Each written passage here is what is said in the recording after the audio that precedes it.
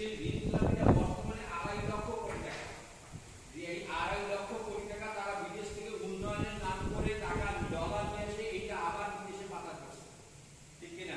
এইটা হলো 28 লক্ষ কোটি টাকা। মৌলবীরা জাকাত ফিতরা খায়, খায়া পা লেখাপড়া করে, ঠিক কিনা? কয়েকদিন আগে বড় একজন নেতা বলছে, বলছে না বলে নাই? বলছে জাকাত ফিতরা খায় লেখাপড়া করে। দেখেন জাকাত ফিতরা কিন্তু বড় লোকের টাকা। জাকাত ফিতরা কার টাকা? জাকাত কে দেয়? বড় লোকের। আর তোমরা যেটা পাচার করছো সেটা গরিবের টাকা। তোমরা ঢাকা বিশ্ববিদ্যালয় বুয়েট মেডিকেল কলেজে যে কোটি কোটি টাকা খরচ করে লেখাপড়া করো, এইটা গরিব মানুষের টাকা। একটা মেডিকেল কলেজে পড়তে একটা ছাত্রের পিছনে রাষ্ট্রের খরচ কোটি টাকার উপরে। বুয়েটের একটা ছেলে লেখাপড়া করতে রাষ্ট্রের খরচ কয়েক লক্ষ টাকা, কয়েক কোটি টাকা। এই টাকাটা কার টাকা? জনগণের টাকা, ঠিক না? এই টাকাটা গরিব মানুষের টাকা। আর জাকাত যেটা খাইছে মাদ্রাসার ছাত্ররা, এটা হলো ধনীদের টাকা।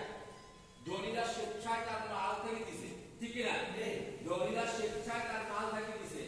আর গরিবদের মাথার ঘাম পায়ে ফেলা টাকা তোমরা প্রতি মুহূর্তে কাটে নিছো। কিভাবে প্রতি মুহূর্তে কাটে নিছে? আপনার মোবাইলে আপনি টাকা ঢুকালেন 100, আপনি কত টাকা ইউজ করতে পারবেন জানেন? আপনি 68 টাকা ইউজ করতে পারবেন, 32 টাকা ট্যাক্স কাটা যাবে। কি বলেন? 32 টাকা ট্যাক্স কাটা যাবে। আপনি ব্যবহার করতে পারবেন 28 টাকা।